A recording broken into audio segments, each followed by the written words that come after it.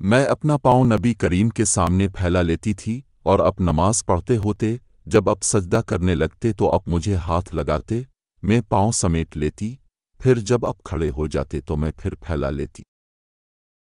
اپنے ایک مرتبہ ایک نماز پڑھی، پھر فرمایا کہ میرے سامنے ایک شیطان آ گیا اور کوشش کرنے لگا کہ میری نماز توڑ دے، لیکن اللہ تعالیٰ نے اس کو میرے قابو میں کر دیا۔ میں نے اس کا گلا گیونٹا اس کو دھکیل دیا۔ آخر میں میرا ارادہ ہوا کہ اسے مسجد کے ایک ستون سے باندھ دوں، اور جب صبح ہو تو تم بھی دیکھو۔ لیکن مجھے سلیمان علیہ السلام کی دعا یاد آ گئی، اے اللہ، مجھے ایسی سلطنت عطا کیجیے جو میرے بعد کسی اور کو نہ ملے، اس لیے میں نے اسے چھوڑ دیا، اور اللہ تعالیٰ نے اسے ذلت کے ساتھ بھگا دیا۔ اس کے بعد نظر بن شمیل نے کہا کہ ازال سے ہے، جس کے معنی ہے کہ میں نے اس کا گلا گھونٹ دیا، اور عدت وہ اللہ تعالیٰ کے اس قول سے لیا گیا ہے، جس کے معنی ہے قیامت کے دن وہ دوزخ کی طرف دھکیلے جائیں گے۔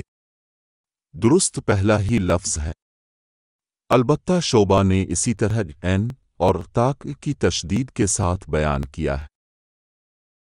ہم اہواز میں جو کئی بستیاں ہیں بصرہ اور ایران کے بیچ میں خارجیوں سے جنگ کر رہے تھے۔ ایک بار میں نہر کے کنارے بیٹھا تھا، اتنے میں ایک شخص ابو برزے صحابی رضی اللہ عنہ آیا اور نماز پڑھنے لگا۔ کیا دیکھتا ہوں کہ ان کے گھوڑے کی لگام ان کے ہاتھ میں ہے۔ اچانک گھوڑا ان سے چھوٹ کر بھاگنے لگا، تو وہ بھی اس کا پیچھا کرنے لگے۔ شعبہ نے کہا یہ ابو برزے اسلمی رضی اللہ عنہ تھے۔ یہ دیکھ کر خوارج میں سے ایک شخص کہنے لگا کہ اے اللہ، اس شیخ کا ناس کر۔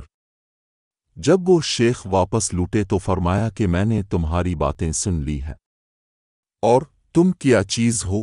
میں نے رسول اللہ کے ساتھ 6 7 8 جہادوں میں شرکت کی ہے، اور میں نے آپ کی آسانیوں کو دیکھا ہے، اس لیے مجھے یہ اچھا معلوم ہوا کہ اپنا گھوڑا ساتھ لے کر لوٹوں، نہ کہ اس کو چھوڑ دوں وہ جہاں چاہے چل دے اور میں تکلیف اٹھاؤں۔ جب سورج گرہن لگا تو نبی کریم نماز کے لیے کھڑے ہوئے اور ایک لمبی سورت پڑھی، پھر رکوع کیا اور بہت لمبا رکوع کیا، پھر سر اٹھایا، اس کے بعد دوسری سورت شروع کر دی، پھر رکوع کیا اور رکوع پورا کر کے اس رکعت کو ختم کیا اور سجدے میں گئے۔ پھر دوسری رکعت میں بھی اپنے اسی طرح کیا۔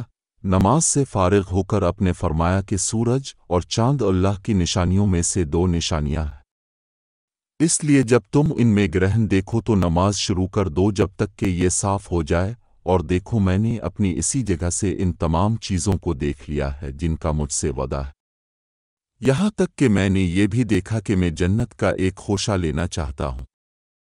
ابھی تم لوگوں نے دیکھا ہوگا کہ میں آگے بڑھنے لگا تھا، اور میں نے دوزخ بھی دیکھی، اس حالت میں کہ بعض آگ کو کھائے جا رہی تھی۔ تم لوگوں نے دیکھا ہوگا کہ جہنم کے اس ہولناک منظر کو دیکھ کر میں پیچھے ہٹ گیا تھا۔ میں نے جہنم کے اندر عمرو بن لہ کو دیکھا، یہ وہ شخص ہے جس نے سانڈ کی رسم عرب میں جاری کی تھی۔